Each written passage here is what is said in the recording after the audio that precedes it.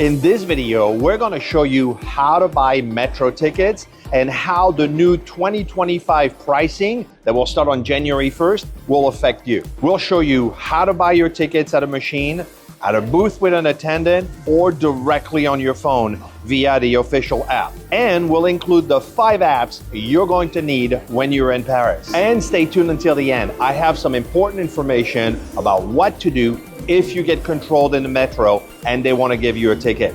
Allez, on y va. Now, before we talk about the new pricing structure for 2025, let me tell you how to buy a metro ticket. Your first option is to go to a booth like this one behind me and talk to the attendant to buy your ticket. And in the train station like Gare du Nord, they can be super busy and you'll have to wait in line for a long time. This is why we recommend walking to a smaller station nearby that may not have any wait. Many of the attendants will speak English, but it's not a guarantee. Your second option is to buy it at a machine like those one behind me. Now it can get confusing because they have multiple types of ticket machines. So let me show you the right one. You have the machine where you can buy the Navigo Pass, which is where everybody is right now. So you can buy your Navigo Pass, you can buy your single tickets to the airport or to Disney or to Versailles. You can buy all your tickets at this machine. Those two machines there are for people that don't have a ticket.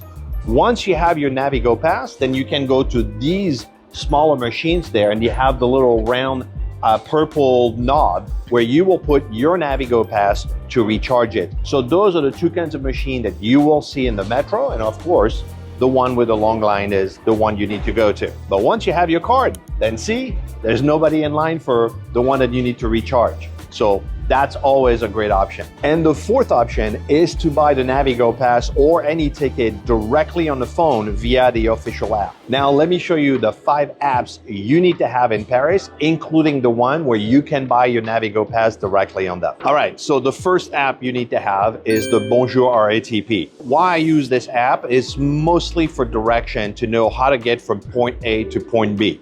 So it says, where are you going? So let me just say that I'm going to the Eiffel Tower, Tour Eiffel right here. Now it's going to be searching for the best route for me to go from right here, Gare du Nord, because it knows where I am, to the Eiffel Tower. And you can see that there's multiple options here. I could take the RER E to metro station number 9, and it's going to take me 31 minutes. And if I scroll down, I have one which is strictly metro, which is line 4 to line 8. So let me open this one because I want to stay in the metro side as opposed to going from RER to metro, which are two different systems. Let me click on that. So the first thing that it's telling me is it's showing me the map of Paris. And if you scroll down, it's going to show you that you're leaving Gare du Nord and you're going to go in direction Bagneux, which my wife calls Bagneux, but it's Bagneux, Lucie, Aubrac, right? So that's the direction that you need to go. Line 4, direction Bagneux. That's the most important information because as soon as you get in the metro, you're going to look at the number 4. And the second thing you need to know is what direction that I'm going into, because all metros go in one direction or the other. So you need to know which line and which direction. Once you have that, you're good. And it's telling me how crowded it is. And then I can also see, if I push down on the lower thing here, it's going to show me the stations that I'm going to go through. So the first station is going to be Gare de l'Est, Château d'Eau, and then in Strasbourg-Saint-Denis, I'm going to have to change. So you'll know the stations, and if you see the sign in the hallways that name the station, you're going to know that you're going down on the right platform. And then in Strasbourg-Saint-Denis, I'm going to change to line 8, and I'm going to go direction Ballard. And there it's telling me to actually go in the front of the train. So it's giving you all the information that you can know even before you get inside the metro. So once you get inside, you're good to go. And then at the end, so I'm going to click on that. It's showing me all the stations that it's going to go through. Bonne Nouvelle, Grand Boulevard, Richelieu-Drouot, all those stations, La Tour Maubourg, and then exit at École Militaire. And there is telling me that I have another 15-minute walk from that station to go to the Eiffel Tower. There's actually no metro station right at the base of the Eiffel Tower. All stations, you'll have to walk quite a bit. The second thing that it has at the bottom, which I use quite often, is the little map feature all the way at the bottom. And then it's giving me the maps of the metro right here. So then I can blow it up and then I can see exactly my connections and I can squeeze in. But I can also look at RERB, for example, if I want to see the line here and all the stations that are from Charles de Gaulle to Paris and all the stations that it stops into, Gare du Nord, Châtelet-Léal, Saint-Michel, I can see that. So that's a very helpful app that I recommend everybody to get, Bonjour RATP. Let me give you the second one. The second one is IDF Mobilité, which is right next to it. That's the one you're going to use if you want to use your phone as the device to get in and out. So the first option on this thing is I can purchase the ticket directly on my phone. So I can click on that and it's giving me the option, single tickets, day tickets, and package. Now note that right now it's still 2024, so it's giving me the options for 2024. Once we are in 2025, this is going to change, but you can buy a day ticket for 1 or 7 days, you know, a 1-day pass or a multi-day pass. So let me just choose that. Obviously, I need to log in, create myself an account, but once this is done, you will literally have the pass, the Navigo pass on your phone, and you'll use your phone to get in and out through the turnstiles.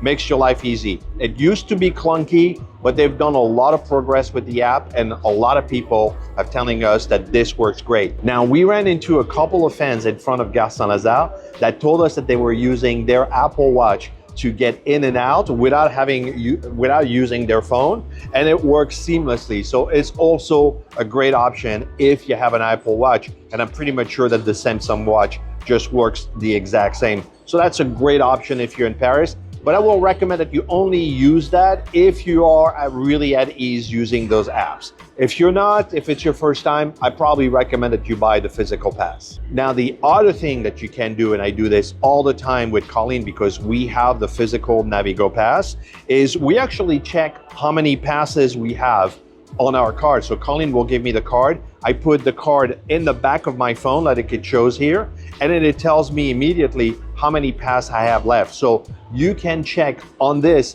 before you leave in the morning and make sure that you have enough passes for the day. If not, you go to one of those purple machines and you refill it before you start your day. The next app you need to have on your phone before you arrive in Paris is Google Translate. This will save your life if you don't speak any word of French, because this is really awesome. So let me show you how that works. You can type the question, or you can actually speak it into your phone. Hello, I need some help. I'm trying to buy a Navigo pass, the daily one, to go to and from the airport. Can you help me out with that?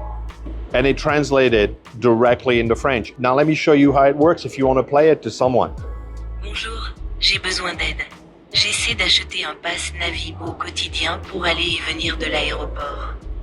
Pouvez-vous m'aider? Now, and you can change the voice if you want to have a male voice, if you're a male or a female voice. Personally, I don't care, but this is awesome. This works everywhere. If you're in a store, if you're buying a ticket, if you're in your hotel, if you get stopped and someone is trying to give you a ticket or anything, you can have a conversation here without feeling stuck.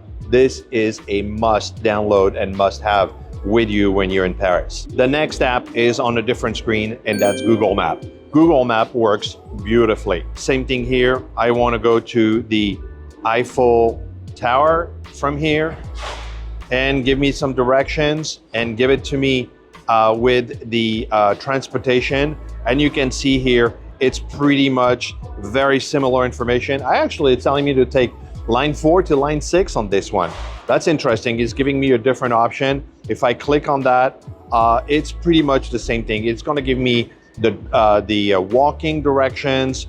There is the station. It's telling you that there are 6-car train, and to go in the third one, it's showing you all the stops that you're going to take. Oh my God, this one is taking you. I would not take this one. I actually prefer my initial version on Bonjour RATP 4 to 8 than this one. I think Bonjour RATP is going to be a little bit more accurate in terms of which metro line you should take versus Google Maps. The next one has to do with Uber, and we get this question all the time. Does Uber in France is the same as the United States or Australia?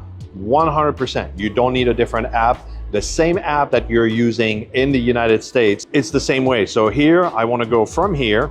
Well, let's stay with the theme of the Eiffel Tower. I want to go to the Eiffel Tower. It's saying this, and now it's going to be looking for options. and I got one that looks like 3 minutes away. So it's going to tell me where to stay outside. Actually, I can pin it just like it is in the US or wherever you're coming from. So it works exactly the same way, and you have all the options. However, this is not my favorite option in Paris, and there's a big reason why. Let me explain to you.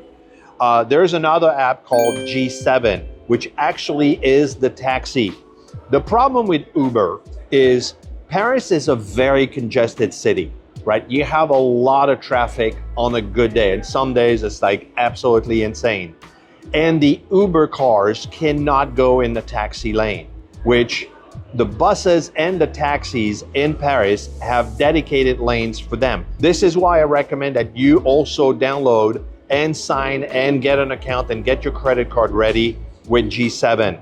G7 is an app for Parisian taxis that works exactly like Uber. G7 is going to be a lifesaver, especially if you want to use a taxi or an Uber type of transportation during peak hours, because it'll be a lot faster. Now, peak hours in Paris are 7 to 9 a.m. and then 4 to 7 p.m. It starts to open up a little bit, like towards 8 o'clock, it starts to open up, but Paris overall is very congested. So you're gonna have to see and balance which kind of transportation you need to take, whether it's going to be better with a metro or with a taxi, depending on the time of the day. And I'm gonna recommend that you watch this video about some of the most common taxi scams in Paris before you come here. But our experience with the G7 app is, since the transaction is directly on your phone, there's no scamming involved. There's no exchange of money. It's gonna be directly in the app, just like an Uber. So it's a lot easier, and that would be my recommendation. Next, let's talk about pricing, because starting January 1st, 2025, the prices of the metro are changing, and it's gonna be a lot more simple. Come on, let me show you. So it used to be that Paris was broken down into 5 zones for transportation, like 5, 4, 3, 2, and 1. And now all of that is going away, so you don't have to worry about what zone you're in or what ticket you need for that, because it's all going to be the same. It's so much simpler. Going to Versailles or Disney via the RER is now a flat €2.50 per person one way, or €5 round trip. Going to and from the airports, it's also simplified with one single fare of €13 per person one way via the RER or via the Oisy bus or Orly bus. It's just a flat €13 rate. And the same thing goes for Metro Line 14, which goes all the way to Orly. It's also €13 per person one way. Taking the bus or tram will now be cheaper, with only €2 flat rate per person one way. The daily Navigo Pass will now be €12 per person per day for unlimited use of Metro and RER. However, that doesn't include going to and from the airport.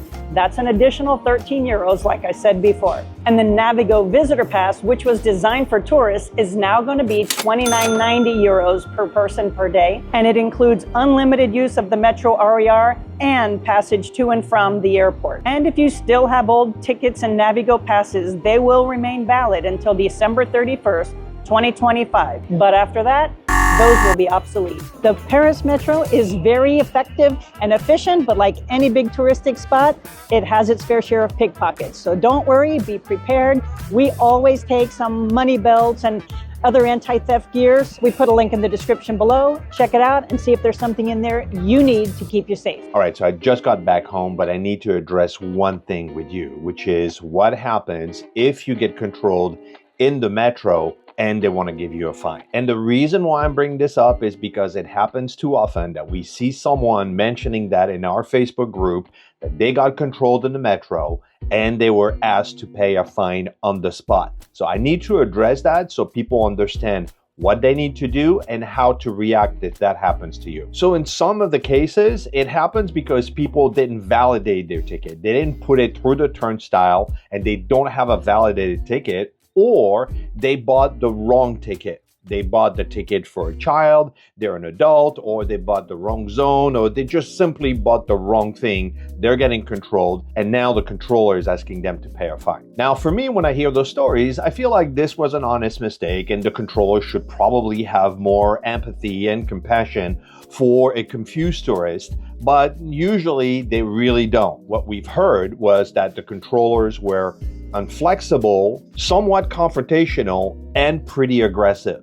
My beef with this is that the controllers know who they're dealing with here. Now, people evading fares and fraud is a huge problem in Paris, and they've estimated that it's costing the city of Paris around 200 million euros a year. And tourists evading paying the fares, I don't think that that's the big problem that we're dealing with in Paris.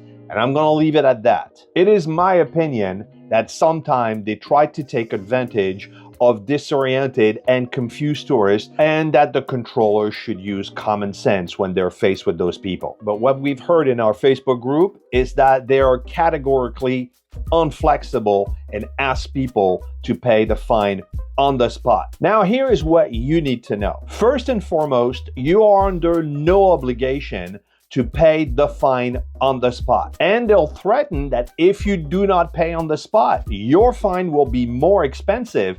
And while that is true, at least you will have a chance to plead your case and dispute what they're saying about your ticket. And I'm gonna put a link in the description below to the official website when you can file such a dispute. Now, according to multiple French news outlets, metro controllers have an incentive to get you to pay on the spot because they're getting a 10% commission if you pay on the spot. So that may explain why they are inflexible that you pay now and not later, because if you pay later, they get nothing. Personally, I think that's pretty outrageous, but that's what's so. And it's very, very important that you do not lose your temper, insult them, or become confrontational. Remain calm and just state your case. Because if you become confrontational, then it's going to become a problem for you, because they may call security and then they'll say that you're the bad person. So whatever you do, stay calm. There's no reasons to get upset. Calmly refute what they're saying if you believe that you have a valid ticket with you and that you bought it in good faith. You went to the machine, you bought a ticket, and this is what I have. I have often seen some of the turnstiles in Gare du Nord, for example, that are completely open or that they're not working properly.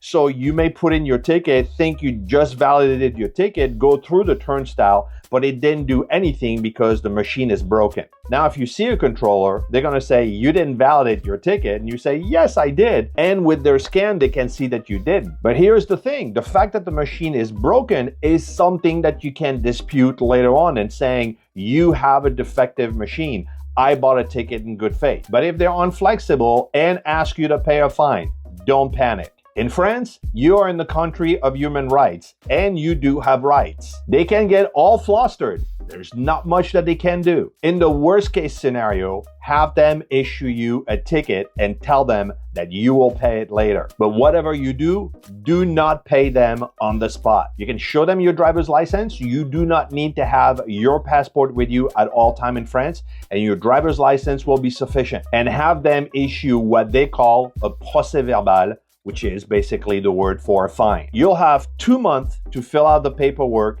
and file your dispute. And again, I'm gonna put a link in the description, so you might wanna save this video in case it happens to you. And of course, it may be a waste of your time and be pretty frustrating, especially if you think that you bought a ticket in good faith, but take it in stride. There is a lot of fraud in Paris, and they have to crack down. Unfortunately, you got caught in it. Now, to avoid this altogether, make sure that each person in your group has a ticket and it gets validated when you're going through the turnstile. You should put your card down and you should hear a beep sound, and then you should see the little green light and the door will open up. If you see that, you're good to go. But if you see a door that's open, my personal advice, avoid those doors that are already pre-open or seeing a turnstile that doesn't look right. Go to one that's working and you will avoid this mess altogether. In this video, we showed you how to buy metro tickets. Next, I would watch this one about 20-day trips you can take from Paris by train.